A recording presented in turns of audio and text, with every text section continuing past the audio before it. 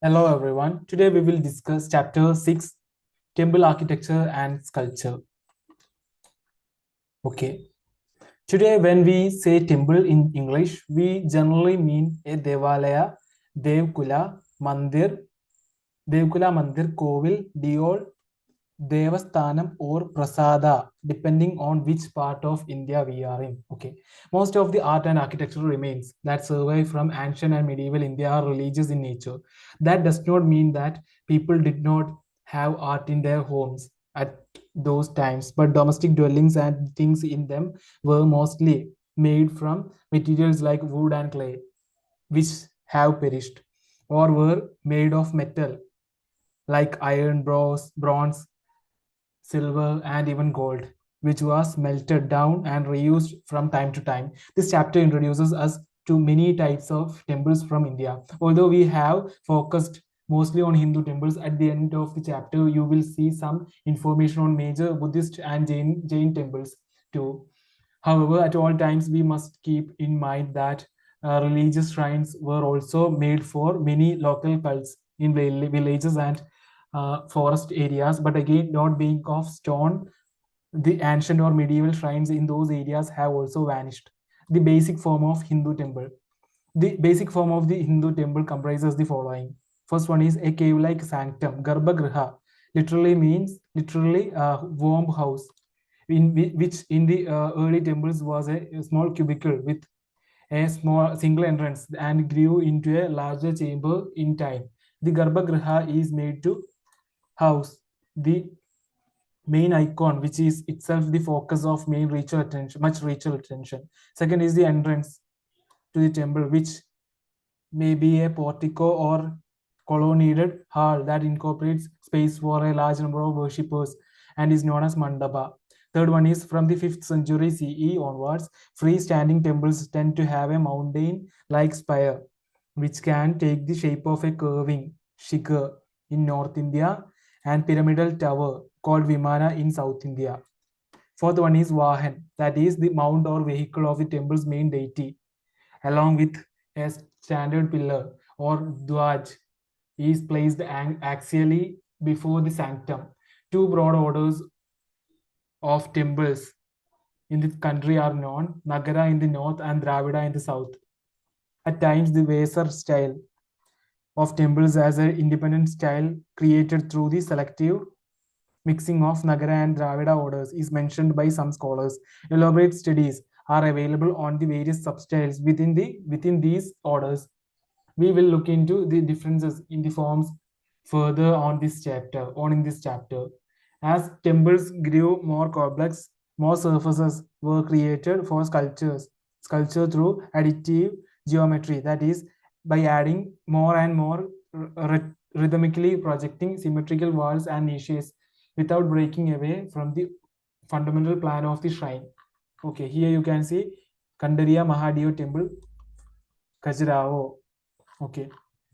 Sculpture, iconography, and ornamentation. The study of images of deities falls within a branch of art history called iconography.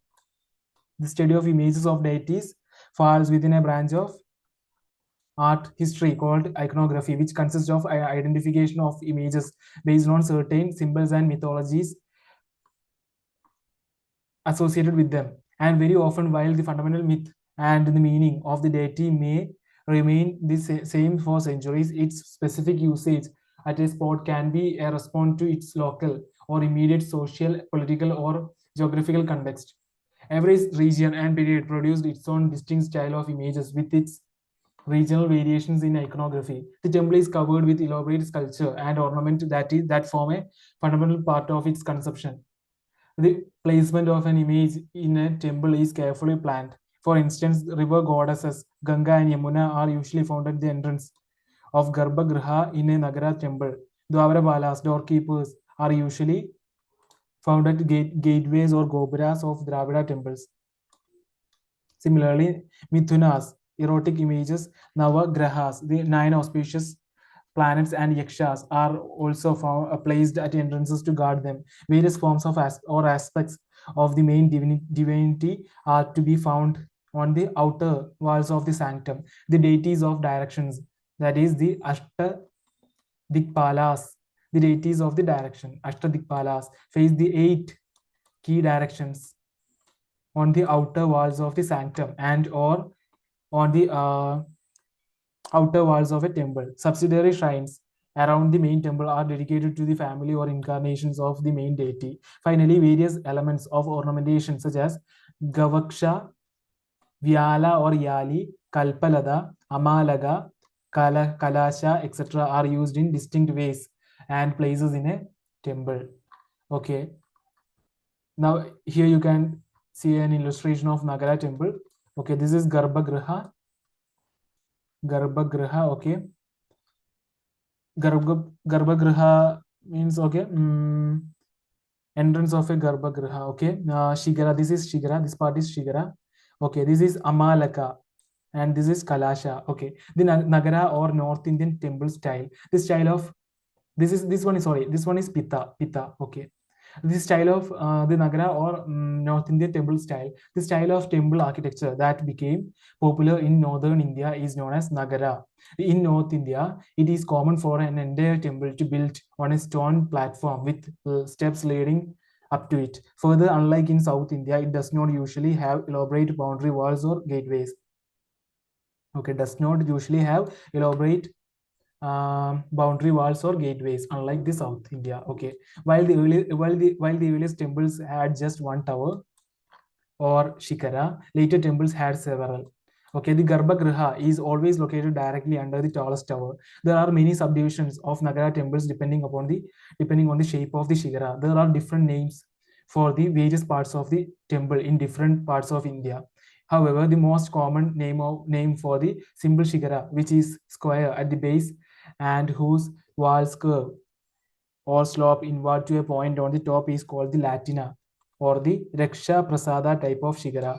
The second major type of architectural form in the Nagara order is the Famsana. The Famsana buildings tend to be broader and shorter than Latina ones. Their roofs are composed of several slabs that generally rise to a single point over the center of the building. Unlike the Latina ones, which look like sharply rising tall towers, Famsana roofs do not curve inward. Instead, they slope out upwards on a straight incline. In many North Indian temples, you will notice that the Famsana design is used for mandabas, while the main Garbhagriha is housed in a Latina building. Later on, the Latina buildings grew complex, and instead of appearing like a single tall tower, the temple began to support many small towers which were clustered together like rising mountain peaks, with the tallest one being in the center. And this was the one which was always above the Garbhagriha. The third main subtype of the Nagara building is what is generally called the Vallabi type. There are rectangular buildings with a roof that rises into a vaulted chamber. Okay, here you can see this Sun Temple at Konark, Orissa. Okay, the edge of this vaulted chamber is rounded, like the bamboo or wooden wagons that would have been drawn by the bullocks in ancient times. They are usually called wagon vaulted buildings. Wagon vaulted buildings. Okay. As mentioned above, the form of the temple is influenced by ancient building forms that were already in existence before the 5th century CE. The Vallabi type of building was one of them. For instance, if you study the ground plan of many of the Buddhist rock cut Chaitya caves, you will notice that they are shaped as long halls which end in a curved back. From the inside, the roof of this portion also looks like a wagon vaulted roof. Central India. Ancient temples of Uttar Pradesh, Madhya Pradesh, and Rajasthan share many traits. The most visible is that they are made of sandstone. Some of the oldest surviving structural temples from the Gupta period are in Madhya Pradesh. They are relatively modest looking shrines, each having 4 pillars that support a small mandapa, which looks like a simple square porch like extension before an equally small room that served as the Garbhagriha.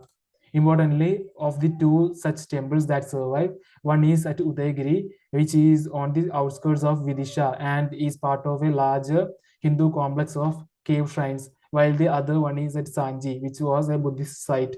This means that similar developments were being incorporated in the architecture of temples of both the religions. The patrons and donors of the temple at Deogar in Lalitpur district, Uttar Pradesh, are unknown. However, on the basis of both architecture and imagery, it is established that this temple was built in the early 6th century CE, that is about 100 years or so after the small temples we just learned about in Sanji and Udaygiri. This makes it a classic example of a late Gupta period type of temple. This temple is in the Panchayatana style of architecture, where the main shrine is built on a rectangular plinth with four smaller subsidiary shrines at the four corners, making it a total number of five shrines, hence the name Panchayatana. The tall and curvilinear Shikara also collaborates to this date. The presence of this curving Latina or Rega Prasada type of Shikara also makes it clear that this is an early example of classic Nagara style of temple. Okay. Here you can see the figure of Dashadhara Vishnu temple, Deogar, 5th century CE. Okay. Here you can see the Shesha Shayana Vishnu Dashavadara temple found at Deogar. Okay. Shesha Shayana is the form of Vishnu, where he is shown reclining on the Shesha Naga called Ananda. Shesha Shayana is the form of Vishnu, where he is shown reclining on the Shesha Naga called Ananda. Nara Narayan shows the discussion between the human soul and eternal divine. Gajendra Moksha is the story of achieving moksha, symbolically communicated by Vishnu's suppression of an asura who had taken the form of an elephant. Okay, here you can see the Vishwanatha temple, Gajraho. Okay, this west-facing temple has a grand doorway with standing sculptures of female figures representing the Ganga on the left side and the Yamuna on the right side. Okay.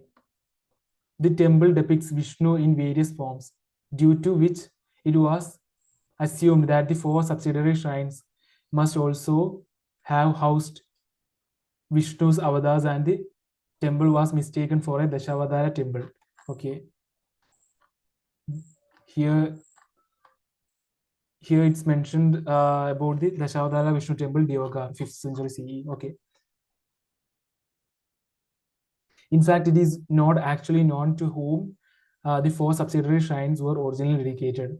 There are three main reliefs of Vishnu on the temple walls: Shesha Shayana on the south, Nara Narayan on the east, and Gajendra Moksha on the west. The temple is west facing, which is less common, as most temples are east or north facing. Numerous temples of smaller dimensions have been constructed over a period of time. By contrast, if we study the temples of Khajuraho made in the 10th century, that is about 400 years after the temple at Deogar, we can see how dramatically the shape and style of Nagara temple architecture had developed. Okay, the Lakshmana temple dedicated to Vishnu is the grandest temple of Khajuraho, built in 954 by the Chandela king Danga. Okay, Lakshmana temple is built by Danga.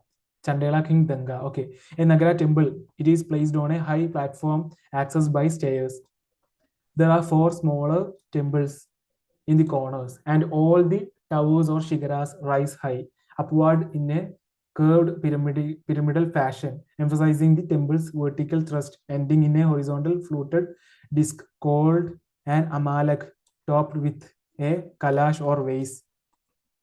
The crowning elements, Amalak and Kalash, are to be found on all Nagara temples of this period. The temple also has projecting balconies and verandas, thus very different from Deogar. Gajuraho's temples are also known for their extensive erotic sculptures. The erotic expression is given equal importance in human experience as spiritual pursuit, and it is seen as a part of larger cosmic whole. Many Hindu temples therefore feature Mithun, embracing couple sculptures. Mithun sculptures considered auspicious.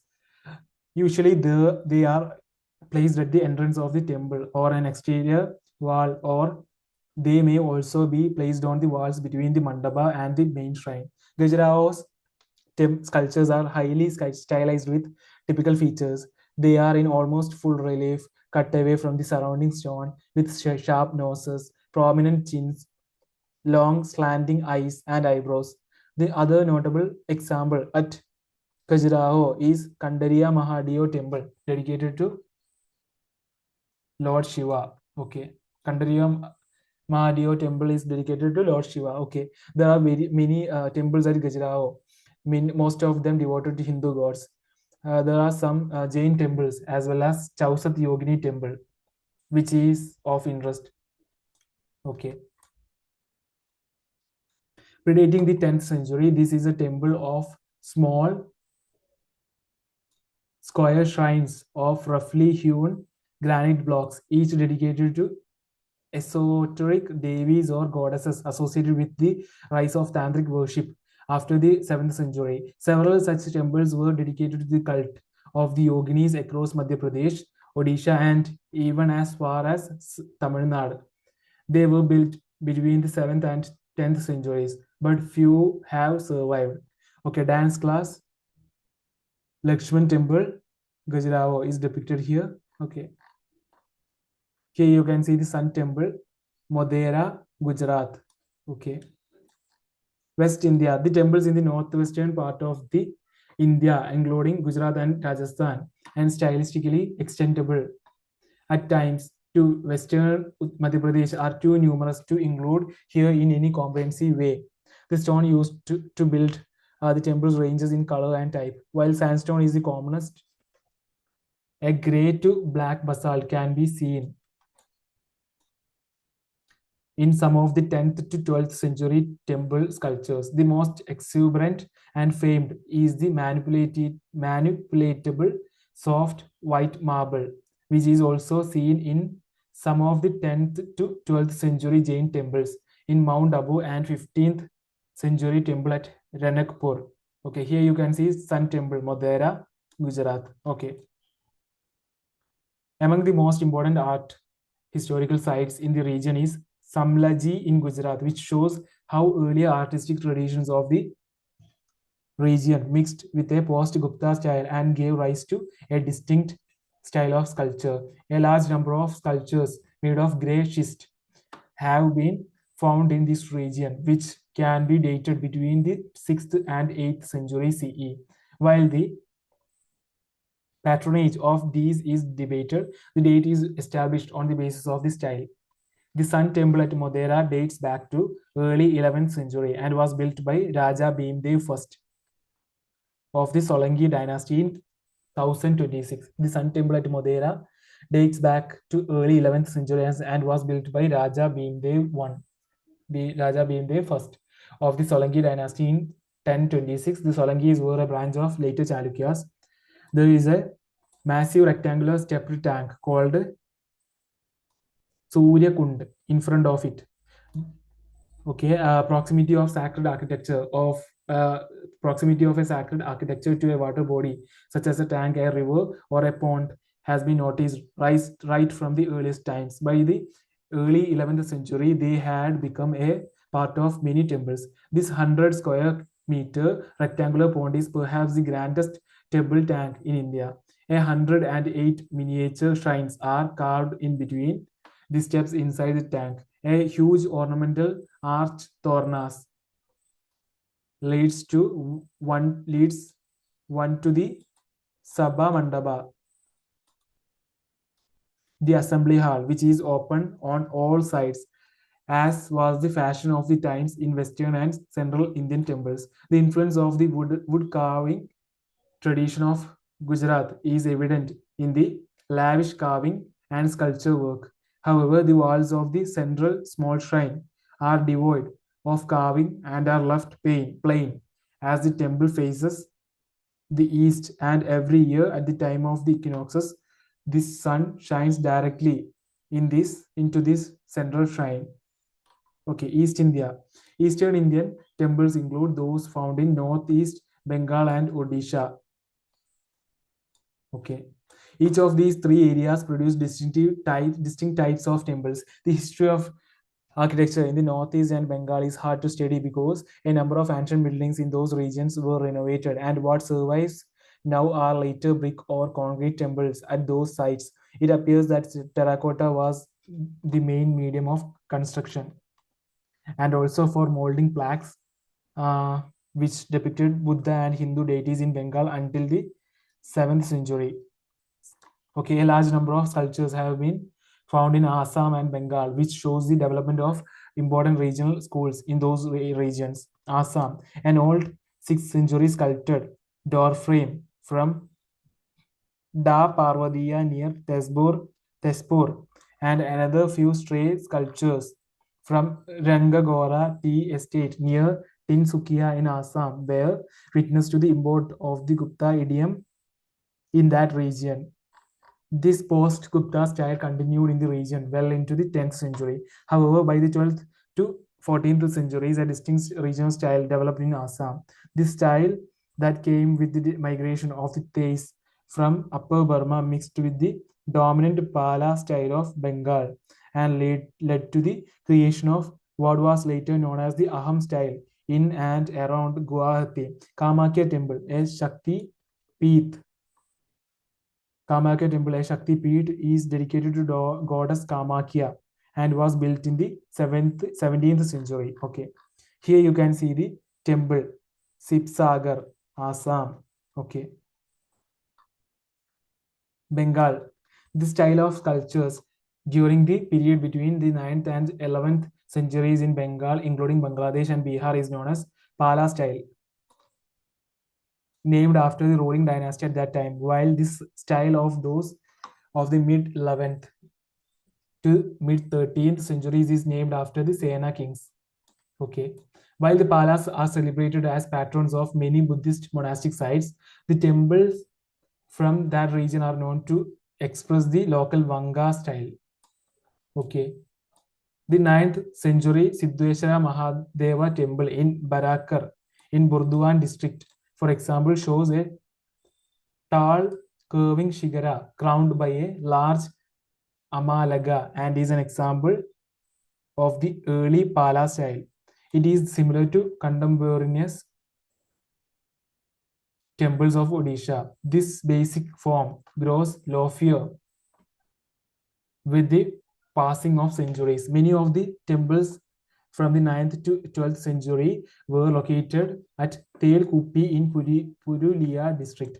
They were submerged when dams were built in the region. These were amongst the important examples of architectural styles prevalent in the region, which showed an awareness of all the non-Nagara subtypes that were prevalent in the rest of North India. Here you can see the figure of Terracotta Temple, Vishnupur. Okay. However, several temples still survive in Purulia district, which can be dated to this period. The black to grey basalt and chlorite stone pillars and arched niches of these temples heavily influenced the earliest Bengal Sultanate buildings at Gaur and Pandua. Many local vernacular building traditions of Bengal also influenced the style of temples in that region. Most prominent of these was the shape of the curving or sloping side of the bamboo roof of a Bengali hut. This feature was eventually even adopted in Mughal buildings and is known across North India as the Bangla roof. In the Mughal period and later, scores of terracotta brick temples were built across Bengal and Bangladesh in a unique style that had elements of local building techniques seen in bamboo huts, which were combined with older forms reminiscent of the Pala period and with the forms of arches and domes that were taken from Islamic architecture. These can be widely found in and around Vishnupur, Bangura, Burdwan, and Birbhum, and are dated mostly to the 17th century. Odisha. The main architectural features of Odisha temples are classified in three orders: Regapida, Pidadule, and Kakra. Most of the main temple sites are located in ancient Kalinga, modern Puri district, including Bhubaneswar or ancient Tribhuvaneshwara, Puri, and Konark. The temples of Odisha constitute a distinct substyle within the Nagara order.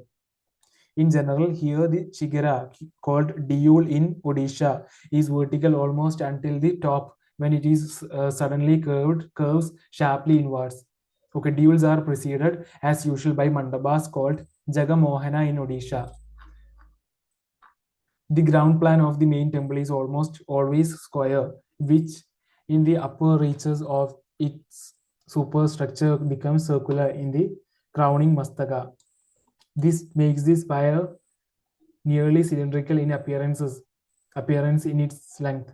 Compartments and niches are generally square. The exterior of the temples are lavishly carved.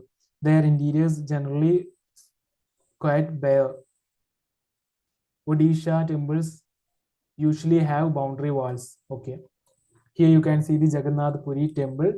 Jagannath temple, Puri. Okay. Here you can see the Sun temple, Konark. Okay.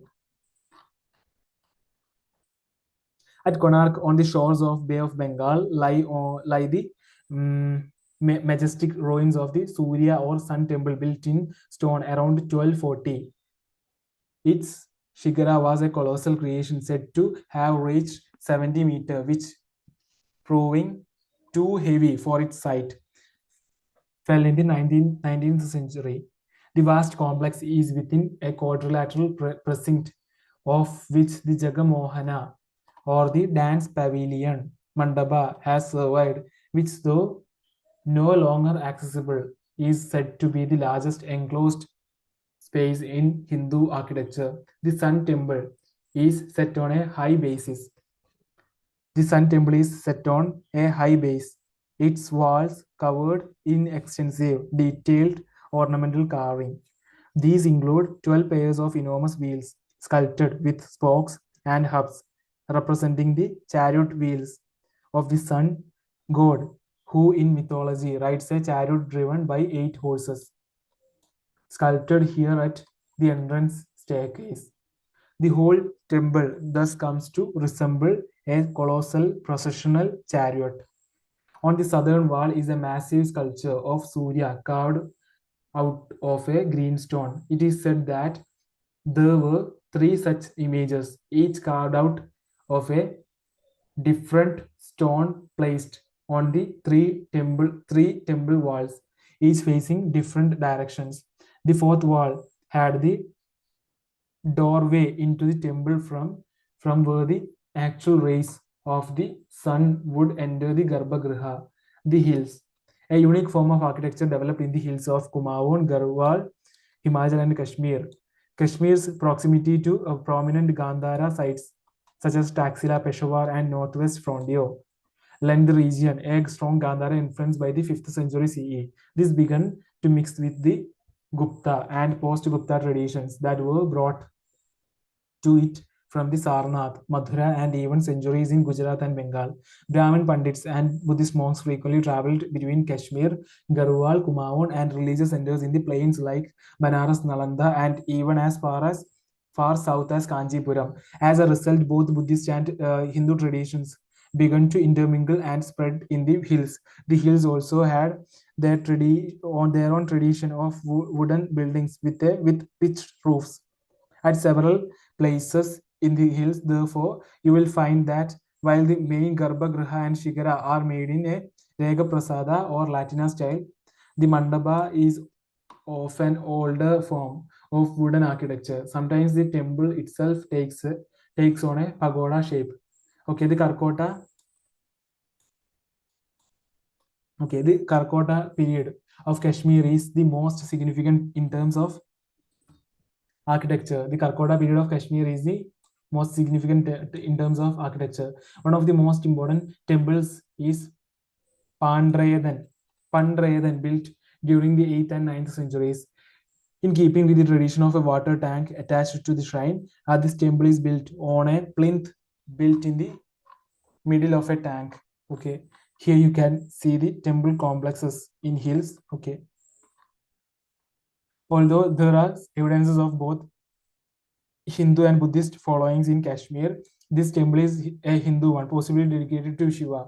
The architecture of this temple is in keeping with the age-old Kashmiri tradition of wooden buildings. Due to the snowy conditions in Kashmir, the roof is peaked and slants slowly outward. The temple is moderately ornamented, moving away from the post-Gupta aesthetics of heavy carving.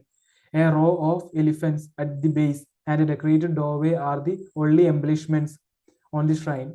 Like the findings at Samlaji, the sculptures at Chamba also show an amalgamation of local traditions with a post-Gupta style.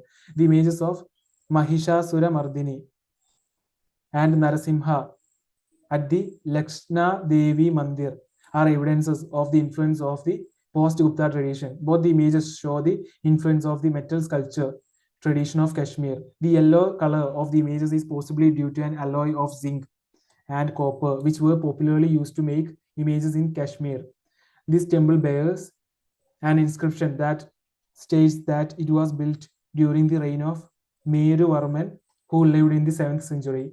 Of the temples in Kumaon, the ones at Jageshwar near Almora and Chambawat near Pittorgarh are classic examples of Nagara architecture in the region. Okay, the Dravida or South Indian temple style. Unlike the Nagara temple, the Dravida temple is enclosed within a compound wall. The front wall has an entrance gateway in its center, which is known as a gopuram. The shape of the main temple tower, known as Vimana in Tamil Nadu, is like a stepped pyramid that rises up geometrically rather than the curving shigara of North India. In the South Indian temple, the word shigara is used only for the crowning element at the top of the temple, which is usually shaped like a small stubiga or an octagonal cupola. This is equivalent to the Amlak and Kalasha of North Indian temples, whereas at the entrance to the North Indian temples Garbhagriha, it would be usual to find images such as Midhunas and the river goddesses Ganga and Yamuna. In the south, you will generally find sculptures of fierce Dwarapalas or the doorkeepers guarding the temple. It is common to find a large water reservoir or a temple tank. Here you can see the structure of a Dravida temple. Here is the Shigara. This one is the Vimana, and this one is the Garbhagriha. This portion is Mandapa, and this portion is Gopuram. Okay, Gopuram, Mandapa, Garbhagriha, Vimana, Shigara. Okay.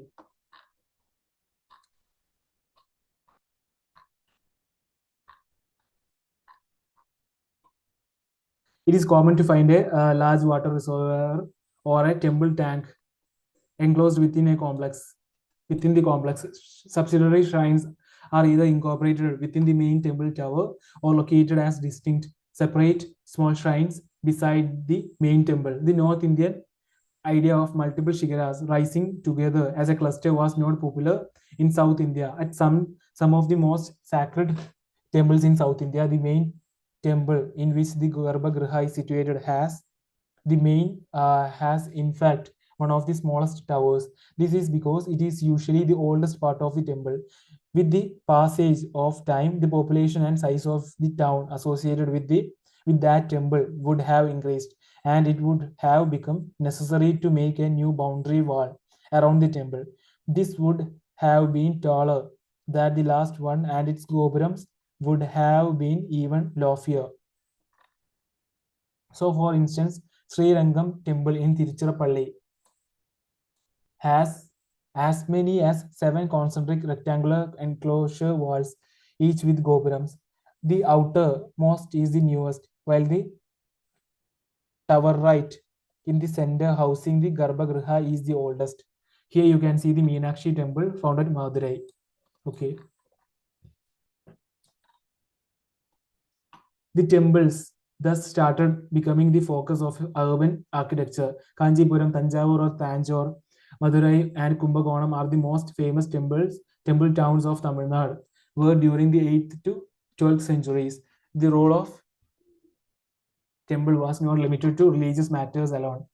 Temples became rich administrative centers controlling vast areas of land, just as there are many subdivisions of the main types of Nagara temples. There are subdivisions also of Dravida temples. These are basically of 5 different shapes. Square, usually called Kuda,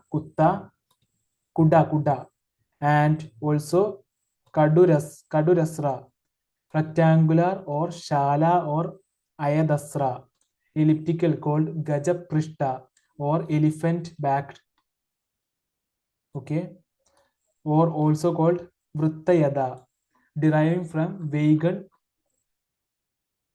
vaulted shapes of apsidal chaityas with a horseshoe shaped entrance facade, usually called a nasi, okay, nasi, circular or vrutta, and octagonal or ashtasra. Here you can see the figure of a Gangai Konda Cholapuram temple. Okay.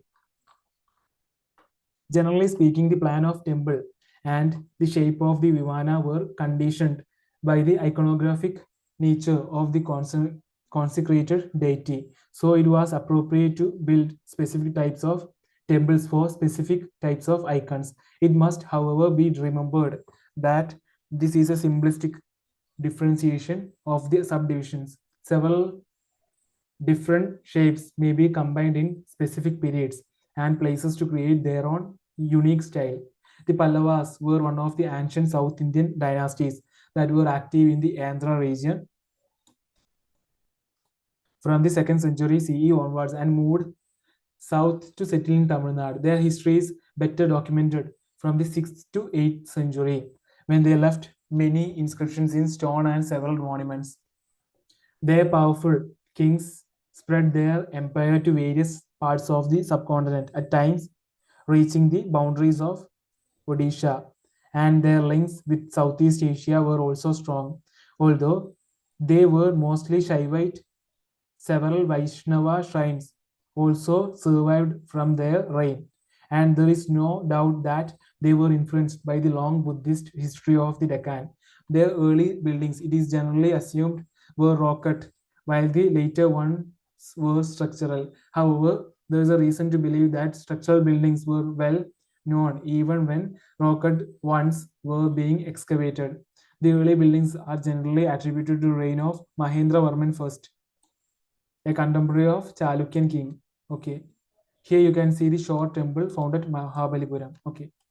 So the early buildings are generally attributed to the reign of Mahendravarman I, a contemporary of the Chalukyan king, Pulakeshin II of Karnataka. Narasimhavarman I, also known as Mamalla, who acceded the Pallava throne around 640 CE, is celebrated for the expansion of the empire, avenging the defeat of his father had suffered at the hands of Pulakeshin II, and inaugurating most of the building works at Mahabalipuram, which is known after him as Mamalapuram. Here you can see the figure of Nandi Brihadeshara. Okay, the short temple at Mahabalipuram was built later, probably in the reign of Narasimhavarman second. The short temple at Mahabalipuram was built later, probably in the reign of Narasimhavarman II, also known as Rajasimha, who resigned from 700 to 728 CE. Now it is oriented to the east facing the ocean.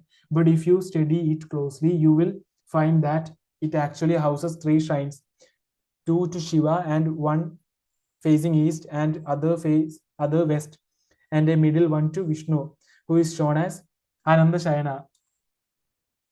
This is unusual because temples generally have a single main shrine and not 3 areas of worship. This shows that it was probably not originally conceived like this, and different shrines may have been added at different times, modified perhaps with the change of patrons. In the compound, there is evidence of a water tank, an early example of a gopuram, and several other images. Sculptures of bull, Nandi, Shiva's mount line the temple walls, and these, along with the carvings on the temple's lower walls, have suffered severe disfiguration due to erosion by saltwater laden air over the centuries. The magnificent Shiva temple of Tanjavur, called the Rajeshwara or Brihadeshwara temple, was completed around 1009 by Raja Chola. The magnificent Shiva temple of Tanjavur, called the Rajarajeshwara or Brihadishwara temple, was completed around 1009 by Raja Chola and is the largest and tallest of all Indian temples. Okay. Temple buildings was prolific at this time, and 100 important temples of the Chola period are are in a good state of preservation, and many are still active shrines. Okay, here you can see the figure of Brihadeshwara temple found at Tanjavur. Okay, here you can see the figure of 5 rathas found at Mahabalipuram. Okay, bigger in scale than anything built by their predecessors, the Pallavas, Chalukyas, or Pandyas. This Chola temple's pyramidal multi-storied Vimana rises a massive 70 meters, approximately 200 feet, topped by a monolithic shikara, which is an octagonal dome-shaped stupika. Okay. It is in this temple that one notices for the first time two large gopurams, gateway towers, with an elaborate sculptural program, which was conceived along with the temple. Huge Nandi figures dot the corners of the shikara, and the kalasha on top by itself is about 3 meters and 8 centimeters in height. Hundreds of the stucco figures decorate the Vimana, although it is possible that some of these may have been added on during the Maratha period and did not always belong to the Chola period. The main deity of the temple is Shiva, who is shown as the huge lingam set in a two-storied sanctum. The walls surrounding the sanctum have extended mythological narratives which are depicted through painted murals and sculptures. Architecture in the Deccan. Many different styles of temple architecture, influenced by the both North and South Indian temples, were used in regions like Karnataka. While some scholars consider the buildings in this region as being distinctly either Nagara or Dravida, a hybridized style that seems to have become popular after the mid 7th century is known in some ancient texts as Vesara. By the 7th century, by the late 7th or the early 8th century, the ambitious projects at Ellora became even grander. By about 750 CE, the early Western Chalukya control of the Deccan was taken by the Rashtrakutas. Their greatest achievement in architecture is the Kailashnath temple at Ellora. Okay. A culmination of at least a millennium long tradition in rock cut architecture in India. Okay, here you can see the figure of a Kailashnath temple found at Ellora. Okay, it is a complete Dravida building with a Nandi shrine. Since the temple is dedicated to Shiva, a gopuram like gateway surrounding cloisters, subsidiary shrines, staircases, and imposing tower or Vimana rising to 30 meters. Importantly, all of this is carved out of living rock. One portion of the monolithic hill was carved patiently to build the Kailashnath temple. The sculpture of the Rashtrakuta face at Ellora is dynamic and figures often larger than life size, infused with unparalleled grandeur and the most overwhelming energy. In the southern part of the Deccan, that is, in the region of Karnataka, is where some of the most experimental hybrid styles of Vesara architecture are to be found. Here you can see the temple Badami. Okay, Badami temple. Pulakeshin first established the early Western Chalukya kingdom, where he secured the land around the Badami in 543. The early Western Chalukyas ruled most of the Deccan till the mid 8th century, when they were superseded by the Rashtrakutas. Early Chalukyan activity also takes the form of rock-cut caves, while later activities is of sculptural temples. The earliest is probably the Ramana Fadi cave at Aihole. Ramana Fadi cave at Aihole, which is known for its distinctive sculptural style. One of the most important sculptures at the site is of Nadaraja, surrounded by larger than life-size depictions of the Saptamatrigas, three to Shiva's left and four to his right. Okay, the figures are characterized by graceful, slim bodies, long, oval shaped faces, topped with extremely tall, cylindrical crowns, and shown to wear short dhotis marked by fine incised striations indicating plating. They are distinctly different from contemporary Western Deccan or Vakadaga styles seen at places such as Paunar and Ramtek. The hybridization and incorporation of several styles was the hallmark of Chalukyan buildings. The most elaborate of all Chalukyan temples at Pattadakkal, made in the reign of Vikramaditya II, 733 to 744, by his chief queen Log Mahadevi, for instance, shows complete knowledge of Pallava buildings at Kanjipuram, and as a corollary, Mahabalipuram. The temple is one of the best early examples of Dravida tradition. By contrast, other Eastern Chalukyan temples like the Mahakuda, 5 kilometers from Badami, and the Sorga Brahma temple at Alampur show a greater assimilation of northern styles from Odisha and Rajasthan. At the same time, the Durga temple at Aihole is unique, having an earlier style of an apsidal shrine, which is reminiscent of Buddhist Chaitya halls and is surrounded by a veranda of a later kind with a shikara that is stylistically like a Nagara one. Here you can see the figure of a Durga temple found at Aihole. Here you can see the figure of a Virupaksha temple found at Pattadakkal. Okay. Finally, mention must be made on the Lad Khan temple at Aihole. This seems to be inspired by the wooden roof temples of the hills that, except that is constructed out of stone. Okay. How then shall we understand that different styles at one place as curiosities or as innovations? Undoubtedly, they are dynamic expressions of a creative set of architects who were competing with their peers in the rest of India. Whatever one's explanation is, these buildings remain of great art historical interest. Okay, here you can see the figure of Somnathpuram temple.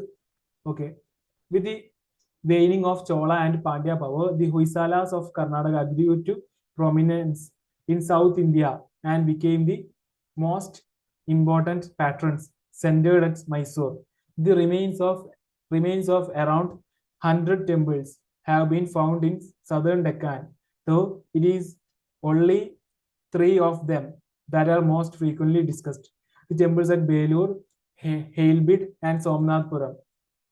Perhaps the most characteristic feature of these temples is that they grow extremely complex with so many projecting angles emerging from the previously straightforward square temple that the plan of these temples starts looking like a star and is thus known as a stellate plan, since they are made out of soapstone, which is a relatively soft stone. The artists were able to carve their sculptures intricately. This can be seen particularly in the jewelry of the gods that adorn their temple walls. Okay. The Hoysaleshwara temple, Lord of the Hoysalas, at Halebid in Karnataka, was built in dark schist stone by the Hoysala king in 1150. Hoysala temples are sometimes called hybrid or Vaisara, as their unique style seems neither completely Dravida nor Nagara, but somewhere in between. They are easily distinguishable from other medieval temples by their highly original star-like ground plans and a profusion of decorative carvings dedicated to Shiva as Nadaraja. The Halebid temple is a double building with a large hall for the mandapa to facilitate music and dance. A Nandi pavilion precedes each building. The tower of the temple here and at nearby Belur fell long ago, and an idea of the temple's appearance can now only be gleaned from their detailed miniature versions flanking the entrances. From the center square plan, cutout angular projections create the star effect decorated with the most profuse carvings of animals and deities. So intricate is the carving that it is said, for instance, in the bottommost frieze featuring a continuous procession of hundreds of elephants with their mahouts. No two elephants are in the same pose. Okay. Here you can see the figure of a Nadaraja, hail bid. Okay. Founded in 1336, Vijayanagara, literally city of victory, attracted number of international travelers such as Italian Nicola di Conti, the Portuguese Domingo Paes, Fernão Nunes, Duarte Barbosa, and the Afghan Abd al-Razak.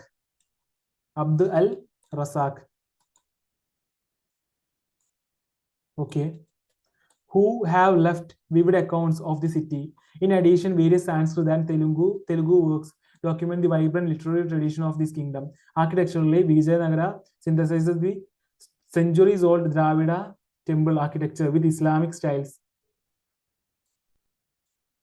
demonstrated by the neighboring sultanates. Their sculpture too, although fundamentally derived from and consciously seeking to recreate Chola ideals, occasionally shows the presence of foreigners.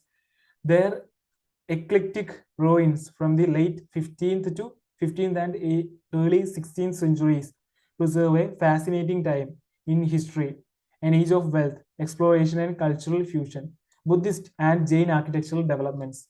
Okay. So far, although we have focused on the nature of the developments in Hindu architecture from the 5th to 14th centuries, it must be constantly be kept in mind that this was also the very period when Buddhist and Jain developments were equally vibrant and often went hand in glove with Hindu ones. Sites such as Ellora have Buddhist, Hindu, and Jain monuments. However, Badami, Khajuraho, and Kannauj have the remains of any two of the religions right next to each other. Okay, here you can see the figure of Nalanda University. Okay. When the Gupta Empire crumbled in the 6th century CE, this eastern region of Bihar and Bengal, historically known as Magadha, appears to have remained unified whilst numerous small Rajput principalities sprang up to the west. In the 8th century, the Palas came to power in the region. The second Pala ruler, Dharmapala, became immensely powerful and established an empire by defeating the powerful Rajput Pratiharas. Dharmapala consolidated an empire whose wealth lay in a combination of agriculture along the fertile Ganges plain and international trade. Okay.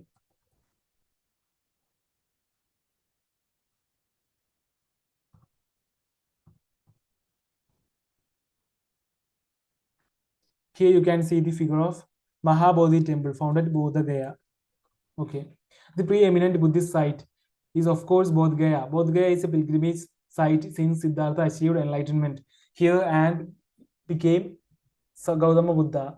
While the Bodhi tree is an immense importance, the Mahabodhi temple at Bodh Gaya is an important reminder of the brickwork of that time. The first shrine here, located at the base of the Bodhi tree, is said to have been constructed by the king Ashoka. The Vedika around it is said to be the Post-Mauryan of about 100 BCE. Many of the sculptures in the niches in the temple are dated to the 8th century Pala period, while the actual Mahabodhi temple itself, as it stands now, is largely a colonial period reconstruction of the old 7th century design. The design of the temple is unusual. It is, strictly speaking, neither Dravida or Nagara. It is narrow like a Nagara's temple, but it rises without curving like a Dravida one. The monastic University of Nalanda is a Mahavihara, as it is complex of several monasteries of various sizes.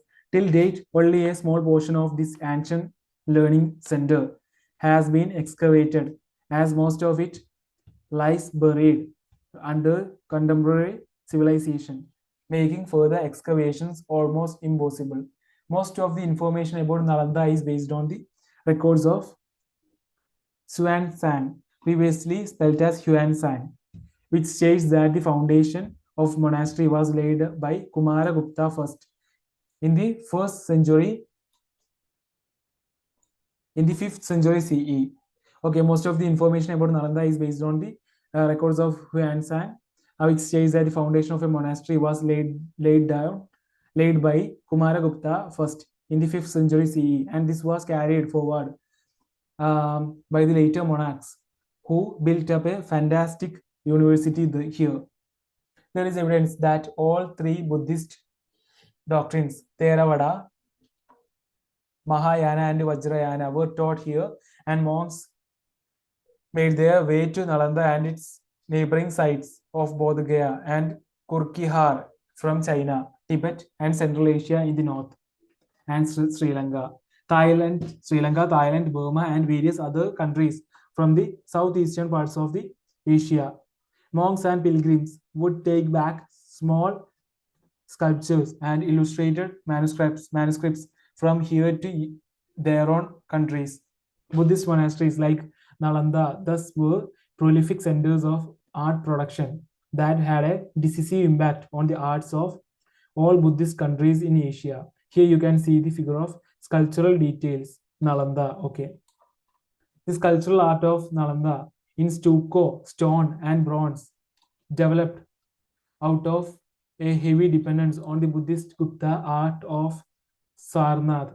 By the 9th century, a synthesis occurred between the Sarnath Gupta idiom, the local Bihar tradition, and that of central India, leading to the formation of the Nalanda school of sculpture, characterized by distinctive facial features, body forms, and treatment of clothing and jewelry. The characteristic features of Nalanda art, distinguished by its consistently high quality of workmanship, are that the precisely executed sculptures have an ordered appearance with little effect of crowding. Sculptures are also usually not flat in relief, but are depicted in three-dimensional forms. The back slabs of the sculptures are detailed and the ornamentations delicate. The Nalanda bronzes, dating between the 7th and 8th centuries to approximately the 12th century, outnumber the discovery of metal images from all other sites of eastern India and constitute a large body of Pala period metal sculptures. Like their stone counterparts, the bronzes initially relied heavily on the Sarnath and Madhura Gupta traditions. The Nalanda sculptures initially depict Buddhist relics, deities of the Mahayana pantheon, such as standing Buddhas, Bodhisattvas, such as Manjushri Kumara, Avalokiteshvara seated on a lotus, and Nagarjuna. Okay, here you can see the figure of excavated site, Nalanda. Okay. During the late 11th and 12th centuries, when the Nalanda emerged as an important tantric center, the repertoire came to be dominated by the Vajrayana deities, such as Vajra Sharada, a form of Saraswati, Kasarpana, Avalokiteshvara, etc. Depictions of crowned Buddhas occur commonly only after the 10th century. Interestingly, various Brahmanical images not conforming to the Sarnath style have also been found at Nalanda, many of which are still worshipped in small temples in villages around the site. Sirpur in Chhattisgarh is an early Odisha style site belonging to the period between 550 to 800. Okay, with both Hindu and Buddhist shrines. In many ways, the iconographic and stylistic elements of the Buddhist sculptures here are similar to that of Nalanda. Later, other major Buddhist monasteries developed in Odisha. Lalitgiri Vajragiri, and Ratnagiri are the most famous of them. The port town of Nagapattinam was also a major Buddhist center right until the Chola period. One of the reasons for this must have been its importance in trade with Sri Lanka, where large numbers of Buddhists still live. Bronze and stone sculptures in Chola style have come to light at Nagapattinam and generally date back to the 10th century. Jains were prolific temple builders like the Hindus, and their sacred shrines and pilgrimage spots are to be found across the length and breadth of India except in hills. The oldest Jain pilgrimage sites are to be found in Bihar. Okay, here you can see the figure of Lakshman Temple, Sirpur. Here you can see the figure of Lord Bahubali, Gomadeshwara, found at Karnataka. Okay, many of these sites are famous for early Buddhist shrines. In the Deccan, some of the most architecturally important Jain sites can be found in Ellora and Aihole. Okay. In central India, Diogar, Gajraho, Chanderi, and Golia have some excellent examples of Jain temples. Karnataka has a rich heritage of Jain shrines. And at Shravana Belagola, the famous statue of Gomadeshwara, the granite statue of Lord Bahubali, which stands 18 meters or 57 feet high, is the world's tallest monolithic freestanding structure. It was commissioned by Kamundaraya, the General in Chief and Prime Minister of Ganga Kings of Mysore.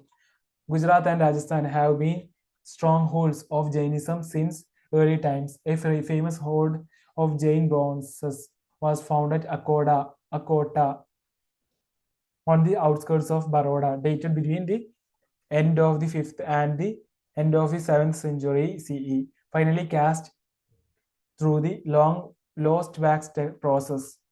These bronzes were often subsequently inlaid with silver and copper to bring out the eyes, crowns, and details of the textiles on which the figures were seated. Many famous Jain bronzes from Chausa in Bihar are now kept in the Patna Museum. Many Jain bronzes from Hansi in Haryana and from various sites in Tamil Nadu and Karnataka are kept in various museums in India. Here you can see the figure of Jain sculpture found at Mount Abu.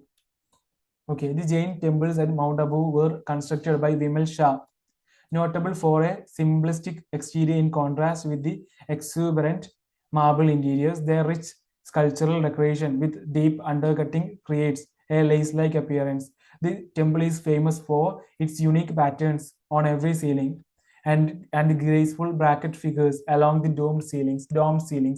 The great Jain pilgrimage site in the Shatrunjay Hills near Palitana in Kathiawar, Gujarat, is imposing with the scores of temples clustered together. In this chapter, we have read about the prolific sculptural and architectural remains in different types of stone, terracotta, and bronze from the 5th to 14th centuries. Undoubtedly, there would have been sculptures made of others media like gold and silver and gold, but these would have been melted down and reused. Many sculptures would also have been made of wood and ivory, but these have perished because of their fragility. Often sculptures would have been painted, but again pigments cannot always survive hundreds of years, especially if the sculptures were exposed to the elements. There was also a rich tradition of painting at this time, but the only examples that survive from this period are murals in a few religious buildings. Here you can see the figure of Dilwara temple found at Mount Abu. Okay, a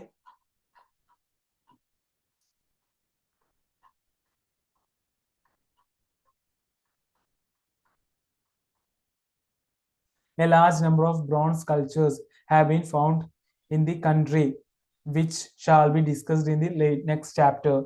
We have focused on the dominant art styles and some of the most famous monuments from different parts of India in the medieval period. It is important to realize that the enormous artistic achievements that we have studied here would never be possible if artists worked alone.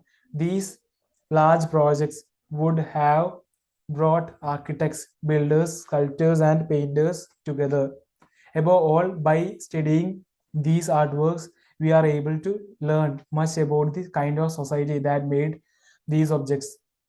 Through them, we can surmise what their buildings were like, what type of clothes they wore, and above all, we can use the art material to reconstruct the history of their religions. These religions, as we see, were many and diverse and constantly changing. Hinduism, Buddhism, and Jainism each have a plethora of gods and goddesses.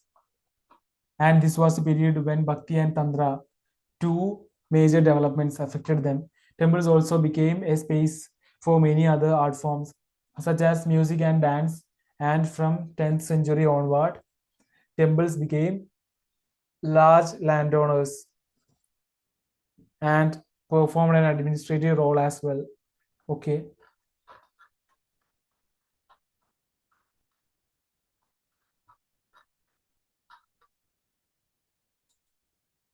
Here you can see the figure of Mahabalipuram. Okay.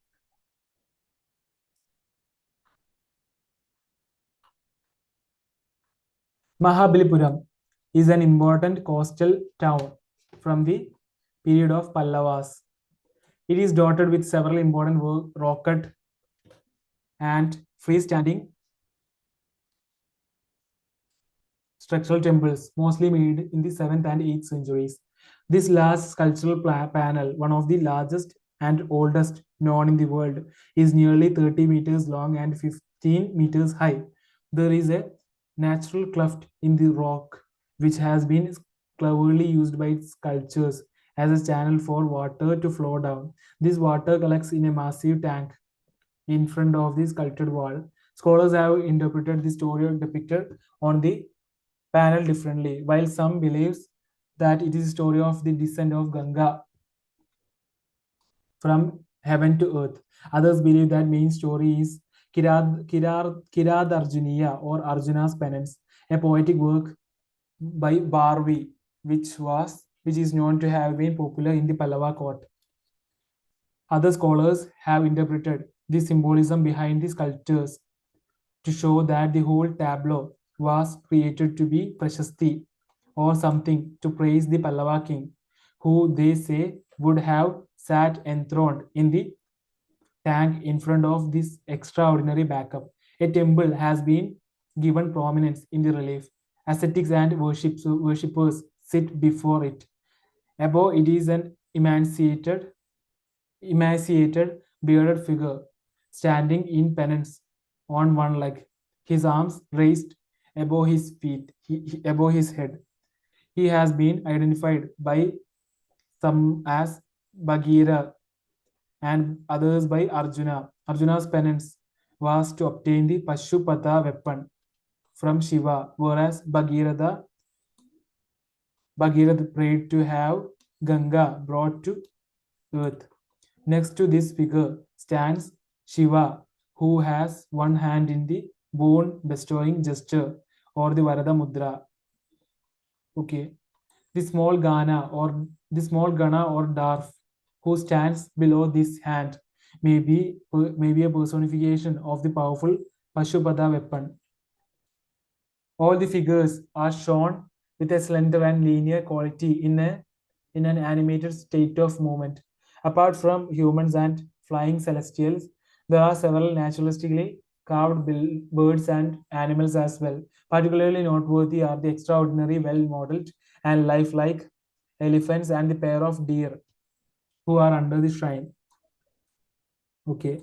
The most humorous, however, is a cat who has been shown standing on his hind legs with his hands raised, imitating Bhagirath or Arjuna. Close examination, however, reveals that this is a cat. This cat is, in fact, a symbolic device. He is surrounded by rats. which are unable to disturb him from his penance.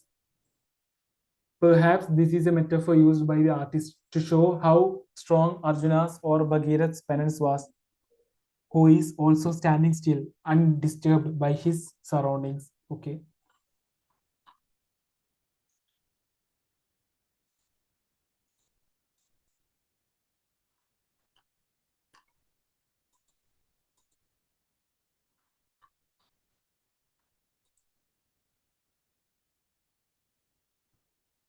Okay.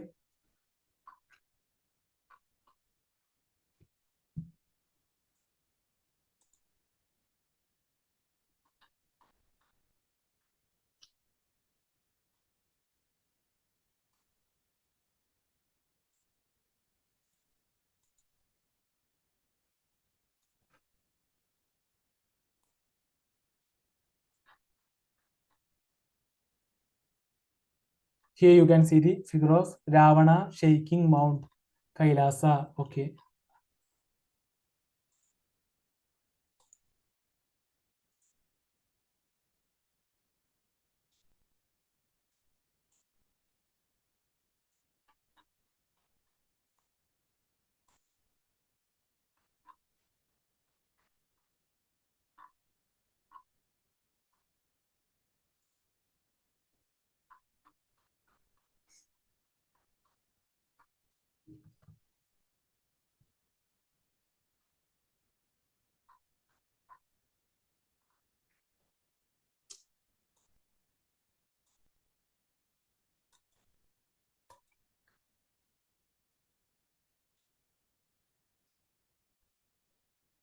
Okay. Ravana shaking Mount Kailasha. Okay. The theme of Ravana shaking Mount Kailasha has been depicted several times in caves of Ellora. Okay. But sorry, okay. But most noteworthy of all is the one depicted on the left wall of Kailashanath Temple, cave number 16 at Ellora. The image is dated to the 8th century CE. It is a colossal sculpture and is considered as one of the masterpieces of Indian sculpture. It depicts the episode of Ravana shaking Mount Kailasha, where Lord Shiva, along with Parvati and others, were on the mountain. The composition is divided into several tiers. The lower tier depicts Ravana, multi-faced and multi-armed, shaking the mount with ease. The depth of carvings of the multiple hands brings out the effect of three-dimensional space. Ravana's body is angular, pushing one leg inside. The hands are expanded on the sides of the inside chamber created by the image of Ravana. The upper half is divided into three frames. The center occupied by the image of Shiva and Parvati. The Parvati is shown moving close to Shiva, scared by the commotion on the hill. Her stretched legs and slightly twisted body in the recessed space create a very dramatic effect of light and shade. The volume of sculpture is very pronounced. The attendant figures are equally voluminous. The Gana dark figures are shown in action, involved in their activities. The celestial beings above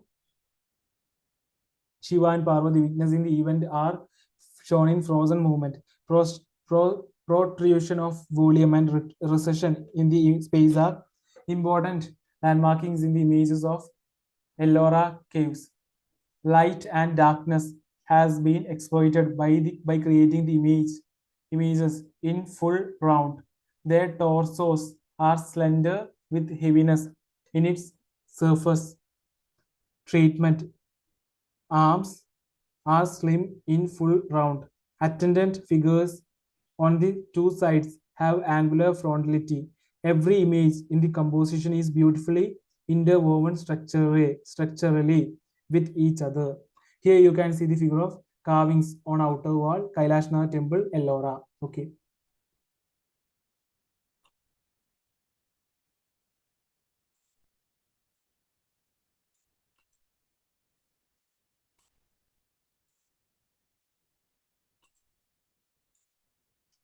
Okay, Lakshmana temple in Gajrao.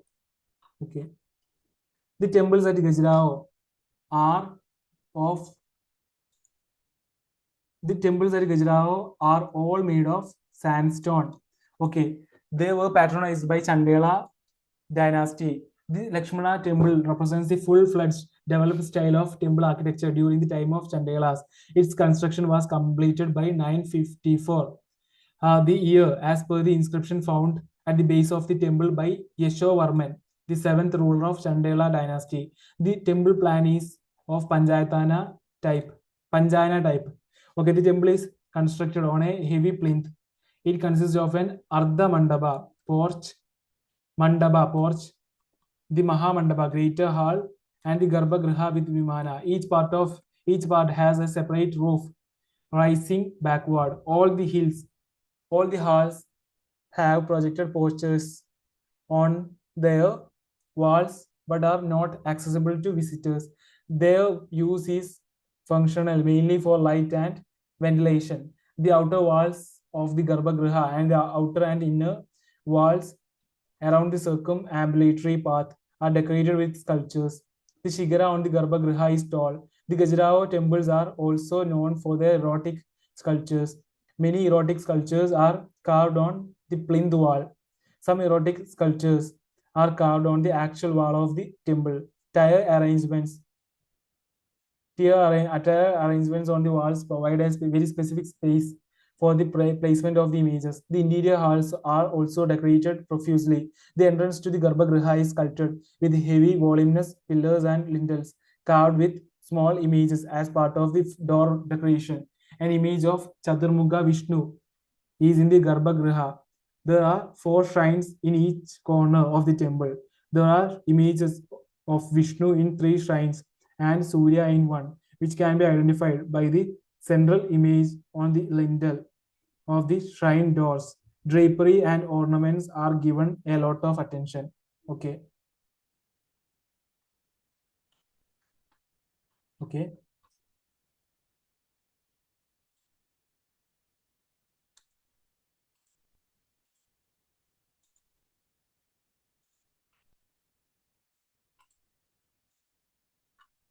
So we have completed chapter 6. Thank you for listening me. We'll see you next video. Thank you very much. Bye.